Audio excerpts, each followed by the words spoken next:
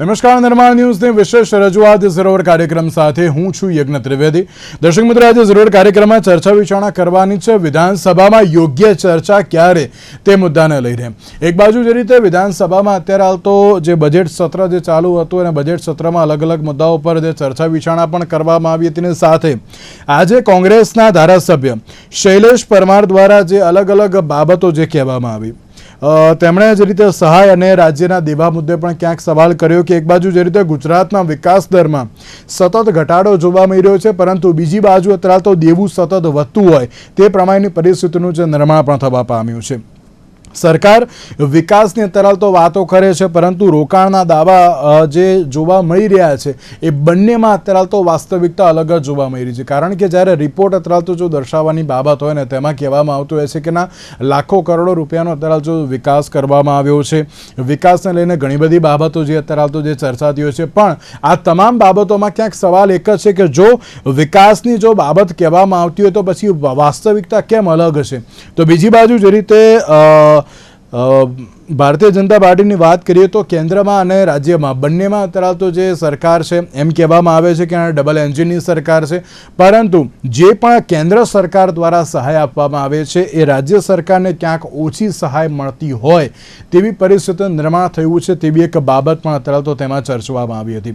શૈલેષ પરમાર દ્વારા જે કહેવામાં આવ્યું હતું કે મોસાળમાં મા પીરસનારી હોય પણ ભાણિયાઓની હાલત જ અત્યારે તો ખરાબ હોય તો પછી જવું તો જવું ક્યાં, તે એક સૌથી મોટી બાબત અત્યારે તો જોવા મળી રહી છે. સાથે જ એક બાબત જે વિધાનસભામાં દર વખતે જે ચર્ચાય છે કે વિધાનસભા હોય કે લોકસભા હોય, જેમાં અલગ અલગ મુદ્દાઓને લઈને એક હેલ્ધી ડિબેટ થવી એ બહુ જરૂરી છે, હેલ્ધી ચર્ચા થવી એ બહુ જરૂરી છે, પરંતુ એ ક્યાંક ચર્ચા જોવા મળતી નથી. ત્યારે એક સવાલ એ આવતો હોય છે કે કેમ અત્યારે તો સત્તાપક્ષ અને વિપક્ષ માત્ર આક્ષેપ પ્રત્યાક્ષેપ કરીને અત્યારે તો દૂર જતા રહેતા હોય છે, તેવી એક બાબત જોવા મળતી હોય છે. કારણ કે આમાં પણ જે વિપક્ષ દ્વારા જે એક દાવો કરવામાં આવ્યો હતો, એક આક્ષેપ કરવામાં આવ્યો હતો કે અત્યારની પરિસ્થિતિમાં દર વખતે રાજ્ય સરકાર એમ કહેતી હોય છે કે ના અમે રિપોર્ટ રજૂ કરીશું, રિપોર્ટમાં અત્યારે તો તમામ બાબતો જે આપી દેવામાં આવશે, પણ રિપોર્ટ જો આપવાનો હોય તો પછી ચર્ચાનો મતલબ શું, તે એક બાબત અત્યારે તો જે ચર્ચાતી હોય છે. ત્યારે આ તમામ મુદ્દાઓ પર આપણે આજે ચર્ચા વિચારણા શરૂ કરીશું. ચર્ચા વિચારણા કરવા માટે અમારી સાથે જોડી ગયા છે પ્રશાંતભાઈ ગઢવી કે જેઓ રાજકીય વિશ્લેષક છે, અશોકભાઈ પંજાબી કે જેઓ ગુજરાત કોંગ્રેસના પ્રવક્તા તો છે અને સાથે સાથે વાઇસ પ્રેસિડેન્ટ પણ છે. જે આ બંનેનું સૌથી પહેલાં તો સ્વાગત છે. અને ટૂંક સમયમાં હવે ભારતીય જનતા પાર્ટીના પ્રવક્તા પણ આપણી સાથે જોડાશે. પ્રશાંતભાઈ, શરૂઆત મારે આપનાથી કરવી છે કે જે પ્રમાણે આપણે ગુજરાત વિધાનસભાની વાત કરીએ તો ગુજરાત વિધાનસભામાં જે વિપક્ષ દ્વારા એક સવાલ કરવામાં આવ્યો કે દર વખતે આપણે રાજ્યના બજેટને લઈને વાત કરીએ છીએ, દેવાને લઈને અત્યારે તો વાત કરીએ છીએ, પણ વિકાસ દરમાં ઘટાડો થયો છે અને દેવામાં વધારો થયો છે તેવી એક બાબત અત્યારે તો જોવા મળતી હોય છે. શિક્ષણ, આરોગ્ય તમામના અત્યારે તો જે રિપોર્ટ રજૂ કરવામાં આવ્યા અને તે રિપોર્ટને લઈને જ ક્યાંક કહેવામાં આવ્યું કે કેમ દર વખતે રિપોર્ટ મૂકી દેવામાં આવતો હોય છે.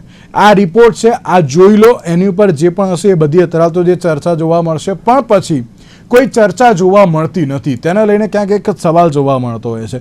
પ્રશાંતભાઈ, જ્યારે કોઈ પણ ગૃહ હોય, હું એમ નથી કહેતો માત્ર આ વિધાનસભા ગૃહની જ બાબત હોય, એ લોકસભાને લઈને પણ મેં ઘણી બધી ચર્ચા કરી છે, એટલે કે સંસદને લઈને પણ ચર્ચા કરી છે, વિધાનસભાને લઈને પણ ચર્ચા કરી છે. જ્યારે ગૃહમાં એક મુદ્દો જે ચર્ચાતો હોય છે પણ તેમાં પણ ક્યાંક યોગ્ય ચર્ચા નહીં પરંતુ રિપોર્ટો આપીને ક્યાંક મૂકી દેવામાં આવતું હોય છે. કઈ રીતે જોઈ રહ્યા છો આપ તેને?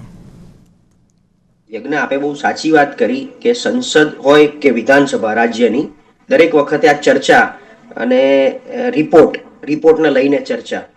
મને લાગે છે કે પહેલી વાર કોંગ્રેસે બહુ ડાહી અને સારી વાત ઘણા સમય પછી મેં સાંભળી.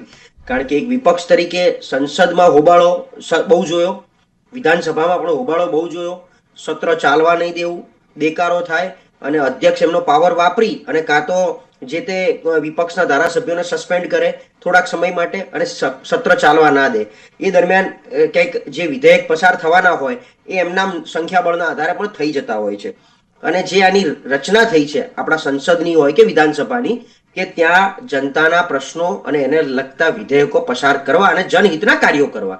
આપણે પણ ઘણા સમયથી કહીએ છીએ કે કેગનો રિપોર્ટ હોય કે રાજ્યનું ઓડિટ હોય, એ રિપોર્ટ જ્યારે તમે બજેટ રજૂ કરો છો, નવા વર્ષનું બજેટ મૂક્યું પણ સામે જૂના વર્ષ જે બજેટ હતું, જેમ અત્યારે 408053 એટલે કે 4,08,000 કરોડનું જે બજેટ પાસ કર્યું, તો ગઈ વખતે જે 3,70,000 કરોડ હતા એ ક્યાં વપરાયા, કેવી રીતે વપરાયા, કેટલી ફિસ્કલ ડેફિસિટ સાથે વપરાયા, અને હવે પછીનો રોડમેપ શું છે એ જો તમે મેજ ઉપર, આ વિધાનસભાના મેજ ઉપર આ પર્ટિક્યુલર શબ્દ છે ડબલ ઇન્વર્ટેડ કોમામાં કે પહેલા દિવસે જો મૂકે તો તમામ ધારાસભ્યો એનું વ્યવસ્થિત સ્ટડી કરી શકે, એ સ્ટડીના આધારે પ્રશ્નોત્તરી કરી શકે, એ સ્ટડીના આધારે ક્યાં બજેટ અથવા પોતાના વિસ્તારમાં કે કોઈ મંત્રી હોય તો એમને એમના વિભાગમાં કઈ જરૂરિયાતો કેવી રીતે પૂર્તિ કરી શકાય એની વાત કરી શકે. કેગનો રિપોર્ટ પણ છેલ્લા દિવસે, હવે છેલ્લા દિવસે એટલે વિધાનસભા આપણે સૌ જાણીએ છીએ કે વર્ષમાં 2 વાર મળે છે, જેમાં ખાલી માર્ચ મહિનામાં સારી રીતે 1.5 મહિના માટે મળે, 45 દિવસ માટે મળે, બાકી ચોમાસામાં સત્ર 2 દિવસ માટે એમ બોલાવવા આવે છે. એ કેમ બોલાવવામાં આવે કે 180 દિવસની મર્યાદામાં વિધાનસભા સત્ર જો ન બોલાવે તો ઓટોમેટિક ભંગ થઈ જતી હોય છે, એટલે એને ચોમાસામાં 2 દિવસ પૂરતું એક ફોર્માલિટી ખાતર બોલાવવામાં આવે છે. એટલે વર્ષમાં એક વાર જો ચાલતું હોય, એમાં રિપોર્ટ ના મુકાય મેજ ઉપર, એ રિપોર્ટ પર ચર્ચા ન થાય, એ રિપોર્ટના આંકડા લોકો સમક્ષ વિધાનસભાથી માધ્યમથી ન પહોંચે તો લોકોને કેવી રીતે ખબર પડશે કે આપણું રાજ્ય, હું એવું કહું છું, હું ક્લેમ કરું છું કે ગુજરાત રાજ્ય સમૃદ્ધ છે, 4,08,000 કરોડનું બજેટ છે, પણ એ આખું સમૃદ્ધ બજેટ છેવાડાના માનવી સુધી સારી રીતે પહોંચે છે યોજનાઓ થકી, વિકાસ થકી, કે પછી મહેકમ અને પગારમાં જ પૂરું થઈ જાય છે? અમે બીજા રાજ્યોમાં કામ કરીએ ત્યાં લોકો એમ કહે છે કે ભાઈ ગુજરાત તો સમૃદ્ધ છે, અમારા રાજ્યમાં આવશે તો પૈસા જ નથી, અમે તો માંડ માંડ સેલેરી કરી શકીએ છીએ લોકોની. આ વખતે પણ બજેટમાં બહુ બધું આપણે જોયું ને સાંભળ્યું તો ક્યાંક પગાર વધારે છે લોકોનો, એટલે આપણે ત્યાં પગાર ની ચુકવણી વધારે થઈ રહી છે, એ જે ચુકવણી છે એમાં પૈસા વપરાઈ જાય છે, તો વિકાસલક્ષી બજેટ આપણે ક્યાં વાપરીશું? એ આખી જે પ્રક્રિયા છે એ મેજ ઉપર જો આ રિપોર્ટ વહેલો મુકાય તો એની ઉપર સ્ટડી થાય, એમાં કંઈક સુધારા કરવા હોય તો પણ કરી શકાય, અને લોકોની હાજરીમાં એ સુધારા થકી કદાચ કોઈક નવું વિધેયક પણ બની શકે છે. જરૂરી નથી કે વિધેયક આખી પ્રક્રિયા પાછળ 1 વર્ષથી કરી હોય, કોઈ નવું વિધેયક ત્યાં ઇમિડિયેટ, જેમ આપણે સ્પોન્ટેનિયસ કોઈ વસ્તુ સરી બહાર આવે એમ કંઈક એ રિપોર્ટના આધારે કોઈ નવું વિધેયક આપણે પસાર કરવાનું પણ સૂચનો જો આવે તો એ કંઈક માન્ય રાખીને લેવામાં આવે જે જનહિતમાં હોઈ શકે. એટલે મેં કીધું એમ કે હું અભિનંદન આપું છું શૈલેષભાઈને કે એમણે લોજિકલ વાત, એક ઇન્ટેલેક્ચ્યુઅલ વાત કરી કે રિપોર્ટમાં મળી જશે, રિપોર્ટમાં મળી જશે, તો એ રિપોર્ટ જ્યારે સત્ર ચાલુ થાય એ વખતે જો મૂકે તો એનું પ્રોપર એનાલિસિસ, પૃથક્કરણ થઈ શકે અને એનાથી પણ કંઈક સારી 2 વાત બહાર મૂકી શકાય. એટલે સરકારે, અને આ વસ્તુ આપણી એટલે મીડિયા થકી અને અમારા જેવા વિશ્લેષકો થકી છેલ્લા ઘણા વખતથી આ એક ડિમાન્ડ છે કે સાહેબ જે રિપોર્ટ તમે મૂકો એ વિધાનસભા સત્ર કે સંસદનું સત્ર ચાલુ થતું હોય ત્યારે જો મૂકો તો આની ઉપર આપણે અમે પણ કંઈક સારું એનાલિસિસ કરી અને કંઈક સૂચનો આપી શકીએ. અશોકભાઈ, જ્યારે રિપોર્ટની વાત થતી હોય છે તો ત્યારે દર વખતે એક જ બાબત અત્યારે તો ચર્ચાતી હોય છે કે રિપોર્ટ છેલ્લા દિવસે મળી જશે, જે પણ કોઈ પરિસ્થિતિ હશે તેમ, પણ એની પર કોઈ ચર્ચા જોવા મળતી નથી. શું કહેશો આપ? તમે આ સત્રમાં જોઈ શકો છો કે શૈલેષભાઈ, જે અમારા કોંગ્રેસ પક્ષના ઉપનેતા છે વિધાનસભામાં, એમને જે પ્રશ્ન ઉભો કર્યો છે કે ભાઈ તમે જે રિપોર્ટ છે એ રિપોર્ટ જો તમે પહેલા આપો તો એના ઉપર ચર્ચા થઈ શકે. રિપોર્ટ શા માટે હોય છે? રિપોર્ટ ફક્ત સત્તાધારી પક્ષ માટે કે સરકાર માટે વાંચવા માટે નથી હોતો. વિધાનસભામાં ચર્ચા થાય છે અને મીડિયા દ્વારા લોકો વચ્ચે આ વાત પહોંચે છે કે શું છે આખિરકાર રાજ્યની આર્થિક પરિસ્થિતિ શું છે, કેટલું દેવું છે, કેટલા આપણે દેવાને દૂર કરી શકીએ છીએ, પર કેપિટા ઇન્કમ, માથાદીઠ આવકમાં શું વધારો થાય છે, કૃષિમાં શું ખર્ચ થયું છે, ઉદ્યોગમાં શું ખર્ચ થયું છે, આરોગ્ય અને શિક્ષણ માટે શું કરવા માંગે સરકાર, આ બધા પ્રશ્નો જે છે એ લોકો સુધી પહોંચવા માટે જરૂરી છે કે રિપોર્ટ પહેલા રજૂ કરવાની જરૂર હતી અને છેલ્લે ઘડીએ તમે રિપોર્ટ રજૂ કરો એમાં ચર્ચા ના થઈ શકે. એટલે શૈલેષભાઈએ સાચો જ મુદ્દો રજૂ કર્યો છે. હવે કેગની રિપોર્ટ છે, હવે કેગની રિપોર્ટ ઉપર જો તમે ડિસ્કશન ના કરો, મને ખ્યાલ છે કે લગભગ 2 વર્ષ પહેલા કે 2.5 વર્ષ 3 વર્ષ પહેલાની વાત છે, કેગની રિપોર્ટ ટેબલ ઉપર મુકાઈ ગઈ હતી વિધાનસભામાં, પણ આખા સત્રની અંદર સત્તાધારી પક્ષે કેગની રિપોર્ટ ઉપર ચર્ચા જ કરી નથી. કેગ આવે અને કેગથી તમને ખબર પડે છે કે ભાઈ તમારા સાધનો ક્યાં વપરાયા છે અને ક્યાં વપરાયા જોતા હતા, ક્યાં તમને નુકસાન થયું છે, ક્યાં લાભ થયું છે. એટલે કેગ જે છે દૂધને પાણીનું પાણી કરી નાખતું હોય છે, પણ સરકાર આનાથી દૂર ભાગે છે. એટલે આ વખતે પણ જે છે સત્તાધારી પક્ષ જે ભારતીય જનતા પાર્ટી જે અત્યારે સરકારમાં છે અને એમના મુખ્યમંત્રી શ્રી કે એમનું મંત્રીમંડળ જે છે તે ચર્ચાથી દૂર ભાગી રહ્યો છે. શા માટે ચર્ચા નથી કરવામાં આવતી બજેટ ઉપર? તો આ બધા પ્રશ્નો બાબતમાં શૈલેષ પરમારે સાચી વાત રજૂ કરી છે અને સરકારે આ અંગે ખરેખર પારદર્શક બનવાની જરૂર છે અને સત્યનો સામનો કરવાની જરૂર છે અને સાચી વાત પ્રજા સુધી પહોંચે એના માટે મોકળું દિલ રાખવાની જરૂર છે. બિલકુલ બિલકુલ સાચી વાત છે. અને એટલા જ માટે અત્યારે એમ કહેવામાં આવે ને કે જો પ્રોપર રિપોર્ટ મૂકી દેવામાં આવે અને પ્રોપર ચર્ચા કરવામાં આવે તો કોઈ વાંધો જ નથી ને. તો સત્તા પક્ષ અને વિપક્ષ બંનેને ખબર પડે કે ના પરિસ્થિતિ શું છે. હું કોઈ એક જણની વાત નથી કરતો, પ્રશાંતભાઈ એગ્રી થશે મારી વાતથી કે આમાં કોઈ એક જણની બાબત નથી, પણ બધાને ખબર પડે કે ના સિચ્યુએશન શું છે. કમલેશભાઈ, ડૉક્ટર કમલેશ રાજગોર આપણી સાથે અત્યારે જોડાઈ ગયા છે કે જો ભારતીય જનતા પાર્ટીના પ્રવક્તા છે. કમલેશભાઈ, આપનું પણ સ્વાગત છે. કમલેશભાઈ, જ્યારે વિધાનસભાની આપણે વાત કરતા હોઈએ ત્યારે વિધાનસભામાં ચર્ચા વિચારણા તો કરવામાં આવે છે અને તેની સાથે આજે રાજ્યના બજેટ અને બીજી બાજુ દેવાને લઈને ક્યાંક અત્યારે તો જે ચર્ચા જોવા મળી અને તેમાં પણ કમલેશભાઈ જે કોંગ્રેસ દ્વારા એક આક્ષેપ કરવામાં આવ્યો કે અત્યારના સમયમાં ક્યાંક રાજ્યનું જે વિકાસ દર છે એમાં ઘટાડો થઈ રહ્યો છે, પરંતુ દેવું અત્યારે તો સતત વધી રહ્યું છે. તો આ વિકાસ કઈ રીતનો છે અને સાથે કેન્દ્ર સરકાર દ્વારા જે સહાય અત્યારે તો જે ચૂકવવામાં આવતી હોય છે એ માત્ર ને માત્ર જે ઓછી દર વર્ષે અત્યારે તો જે ચૂકવાતી હોય તેવી પણ એક બાબત સામે આવતી હોય છે. એટલે સહાય ઇન ધ સેન્સ કે જે પણ કોઈ વિકાસના કાર્યો કરવાના છે ને તેમાં પણ કેન્દ્ર સરકાર તરફથી જે પણ કોઈ રકમ આવે છે દર વર્ષે અત્યારે તો ઓછી થઈ રહી છે. એટલે ક્યાંક વિપક્ષે આક્ષેપ કર્યો છે કે મોસાળમાં માં પીરસનારીઓ પણ ભાણિયાઓની હાલત જ ખરાબ હોય ને તે પ્રમાણેની પરિસ્થિતિ છે. આપ શું કહેશો તેને લઈને? જો પહેલા તો જે પણ આખર ચર્ચા ચાલી રહી છે, જ્યારે પણ પ્રશ્નોત્તરી વિધાનસભાની અંદર ચાલતી હોય છે ત્યારે પ્રશ્નોત્તરીના જે વિભાગ દ્વારા સચોટ જવાબો આપવામાં આવતા હોય છે અને આ સચોટ જવાબોમાં ક્યારેય કોઈને ધારો કે પેટા પ્રશ્ન બી પૂછવો હોય એને લગતો તો એ લોકો પૂછીને એનું પૃથક્કરણ કરીને એનું વિશ્લેષણ કરી શકતા હોય છે. પરંતુ ઘણા ટાઈમથી આપણે જોયા છે કે વિધાનસભાની અંદર વિરોધ પક્ષ આડી રીતે બીજી કોઈ વાત કરીને ક્યાંક ને ક્યાંક વિધાનસભાની નહીં ચાલવા દેવી, હંગામો કરવો અને એવું આખ માધ્યમ બનાવી દીધું છે કે વિરોધ જ કરવાનો અને સારી રીતે ચર્ચા પણ નહીં કરવાની આપણે જોઈ રહ્યા છીએ. ચોક્કસ ચર્ચા પોઝિટિવ કરવા માટે એવું કઈ જરૂર નથી કે વિધાનસભામાં ધારો કે રિપોર્ટ આવ્યા પછી એ પ્રશ્નો સરકારના ધારાસભ્યો હોય, સરકારી પક્ષના કે વિરોધ પક્ષના ધારાસભ્યો હોય, એ વિષય ઉઠાવી શકે છે. તમે દેવાની વાત કરી તો આપણે જે માથાથી હોય છે એ એક ગણતરી કરવાની પદ્ધતિ હોય છે કે ભાઈ આટલું આટલું દેવું છે. બાકી હું તમને કહું કે રાજ્યનું જે પણ જીડીપી આપણી જે હોય એના 27% આપણે રાજ્ય દેવું કરવાની એને પરમિશન હોય છે. હવે તમે વિચાર કરો, અત્યારે આપણું રાજ્ય ગુજરાત રાજ્ય ક્યાં છે તો 16% એનું દેવું આપણે કરેલું છે અને બીજા રાજ્યોની અંદર કમ્પેર કરીએ તો પંજાબમાં 48% દેવું છે. તો એવું તો કઈ જરૂર નથી. અચ્છા, દેવું ભલે કોઈ 48% કરે કે કોઈ 16% કરે, એમાં ગૌરવ લેવા જેવાની વાત પણ નથી, પરંતુ 16% દેવું કરીએ છીએ ત્યારે એ વિકાસના કયા કાર્યોની અંદર આ દેવું કરેલું વપરાય છે, જે કેન્દ્રની ગ્રાન્ટ આવે છે વપરાય છે, એ જોવું જોઈએ. ગુજરાત રાજ્યની અંદર સૌથી વધારે વિકાસના કામોની અંદર આ ગ્રાન્ટ વપરાતી હોય છે અને જે પણ માથાદીઠ આવકની ગણતરી કરવાની પદ્ધતિ છે એ તો એક પદ્ધતિ છે. ભાઈ માથાદીઠ આવક આટલી છે ને એક માથાદીઠ આટલું દેવું છે. હવે કોંગ્રેસના મિત્ર કે આટલું દેવું છે, મને એમ કહો કે કયા ધારાસભ્ય કોંગ્રેસના કે કયા વિશ્લેષક ઉપર આ માથાદીઠ જે આવકની સામે દેવું છે એ દેવુંનું કોઈ માગવા આવી, ભાઈ એમને નોટિસ આપવામાં આવી કે તમારા ઉપર આટલું દેવું છે, તમે આટલું ભરપાઈ કરો? એવું તો વિષય જ નથી. આ તો ગણતરી છે, ભાઈ આ ગણી શકીએ. આ બીજા રાજ્યોમાં એના કરતા વધારે છે તો અમે એની ટીકા નથી કરતા કે ભાઈ 48% છે તો કેમ છે, પણ 48% કર્યા પછી એ કેટલો વિકાસના કામોની અંદર, કેટલા સારા કામોની અંદર, કેટલા ગુણવત્તાયુક્ત પ્રજાલક્ષી કામોની અંદર એ વપરાય છે એ જોવાની જરૂર છે. ગુજરાતમાં એ સૌથી વધારે વપરાય છે, સચોટ રીતે વપરાય છે. ક્યાંક ચર્ચાની વાત કરે છે તો ચર્ચા તો આપણે આ ડિબેટમાં કરીએ જ છીએ અત્યારે.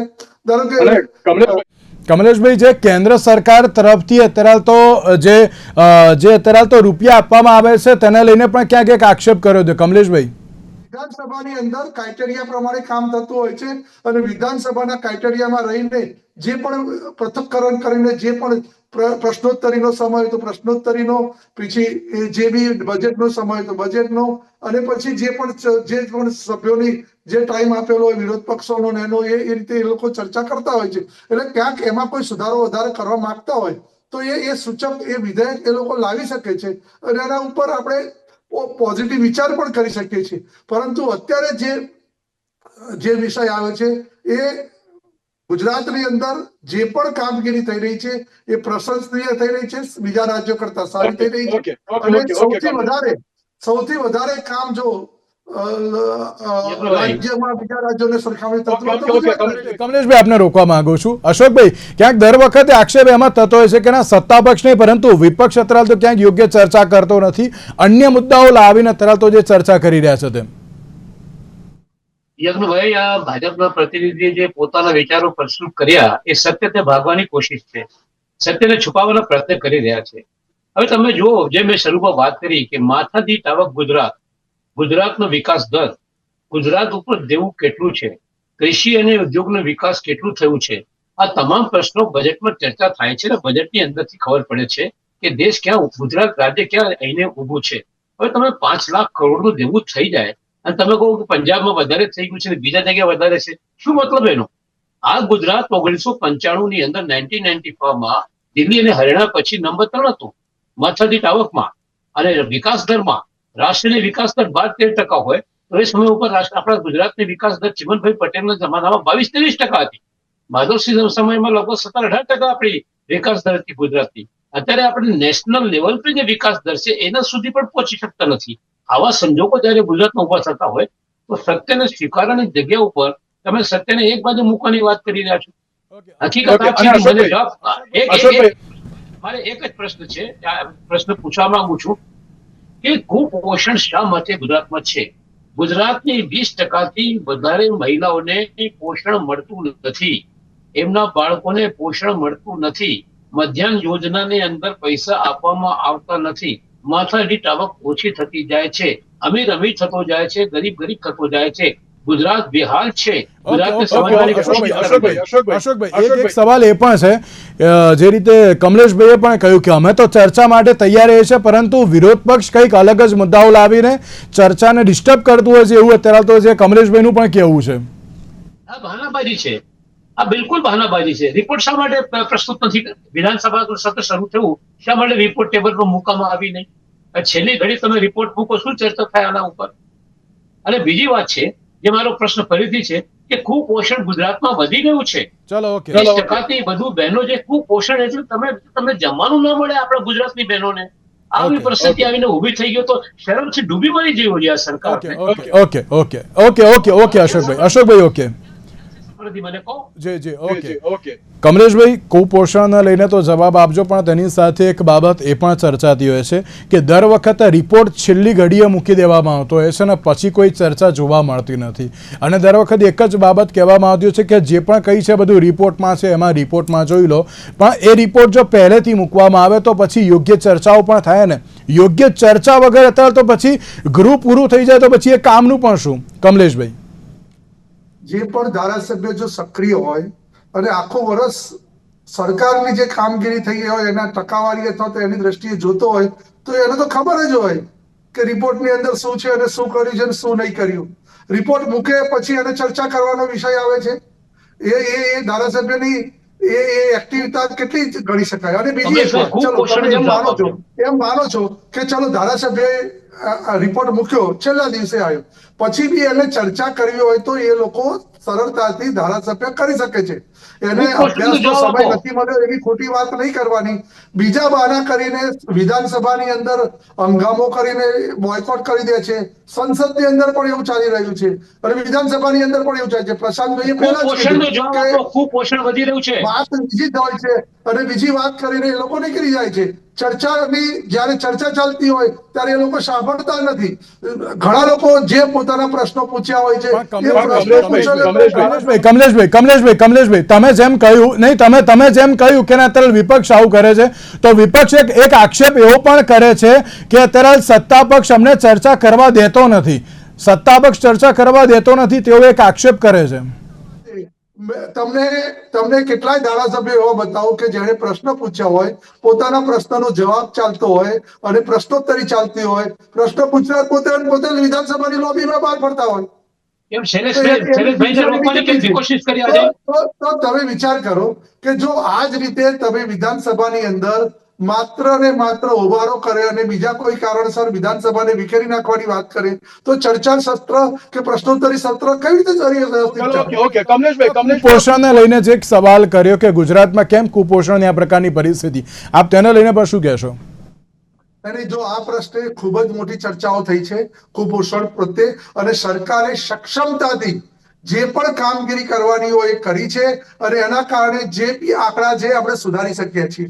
હવે અત્યારે વિગતવાર જો ચર્ચા કરવા જઈએ તો જે પણ યોજનાઓ બની છે પોષણ માટેની અને એ માટેની અને કુપોષણની અંદર સિકલ સેલ એનિમિયાની અંદર બહેનોને શું ફાયદો, આ બધી જ યોજનાઓ આદિવાસી વિસ્તારની અંદરની યોજનાઓ બધી જ અત્યારે આપણે મૂકવામાં આવી છે સાહેબ, અને એને સફળતાપૂર્વક આપણે પાર પણ પાડી રહ્યા છીએ. કુપોષણના આંકડાઓ બીજા રાજ્યો કરતા સારા છે, એમણે તો એમને બીજા રાજ્યોની અંદર કુપોષણનો વિષય. જી અશોકભાઈ, જી હું એમ કહેવા માંગુ છું કે સરકારી આંકડા પોતાના મુતાબિક આજે દરેક એક ગુજરાતી ઉપર 65,000 રૂપિયા દેવું છે. 65,000 એક ગુજરાતી ઉપર. આ દેવું જે વધી રહ્યું છે કોણ આપશે? આ કોણ આપશે આ દેવું? ગુજરાતી ઉપર ચલાવનારા કોણ છે? આ સરકારની જે નીતિઓ છે, સરકાર પાસે કોઈ દ્રષ્ટિ નથી.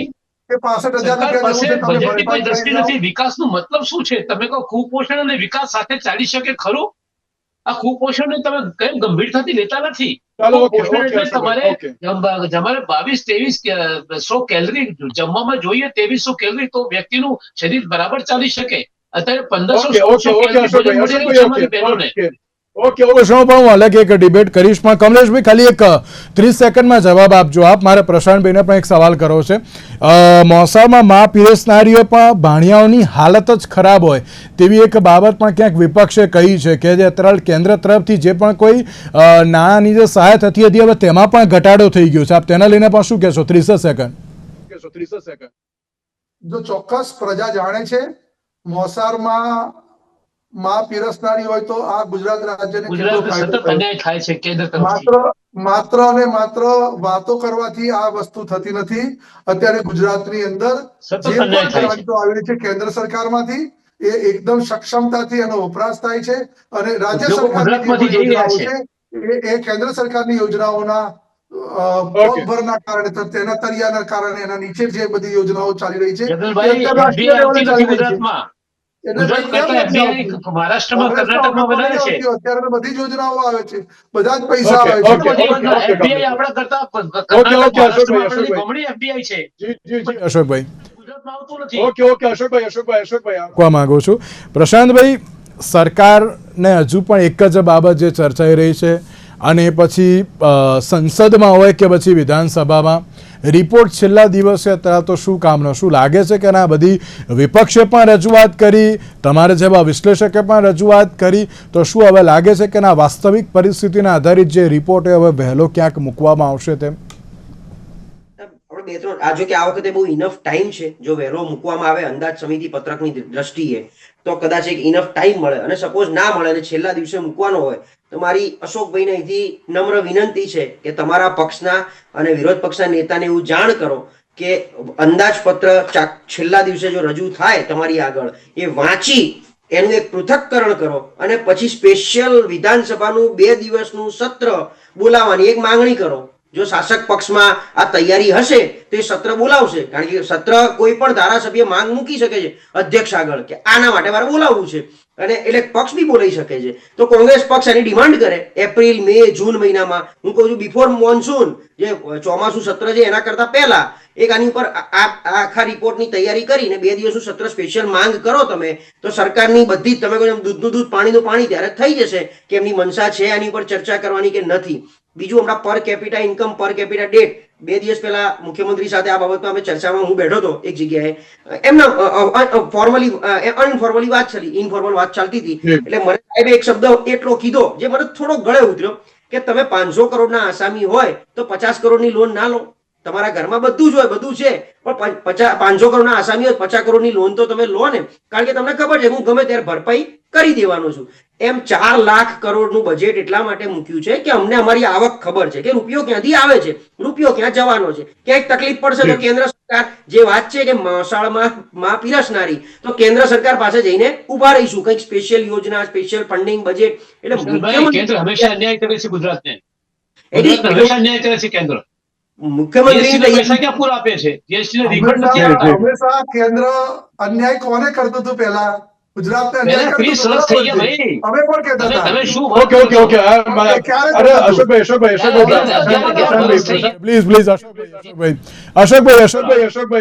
આપણે જો પ્રશાંતભાઈ કન્ટિન્યુ પ્લીઝ.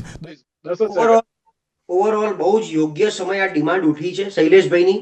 એટલે હું એવું ઈચ્છું અને આપણે પણ આશા રાખીએ કે જો, કારણ કે આમાં શું છે, બધું છપાયેલું છે. રિપોર્ટ છેલ્લા દિવસે, એટલે રિપોર્ટની આખી જે પ્રક્રિયા છે કે નાણાં વિભાગમાંથી રિપોર્ટ તૈયાર થઈ, દરેક વિભાગમાં એનું ઓડિટ તૈયાર કરી, એને ટેલી કરી અને પછી રિપોર્ટ મુકાતો હોય છે.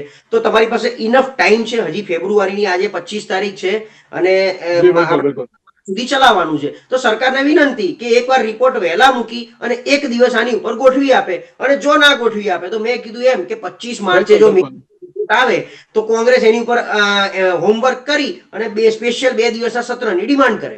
બિલકુલ, હવે જોવાનું એ રહ્યું કે હવે રિપોર્ટ ક્યારે અને કેટલો જલ્દીથી મૂકવામાં આવશે અને ક્યારે યોગ્ય ચર્ચા કરવામાં આવશે. અશોકભાઈ, પ્રશાંતભાઈ અને કમલેશભાઈ, આપ ત્રણનો આભાર અમારી સાથે આ ચર્ચા વિચારણામાં જોડાવા માટે. તો દર્શક મિત્રો, આજના વિશેષ કાર્યક્રમ મને આપશો. નમસ્કાર.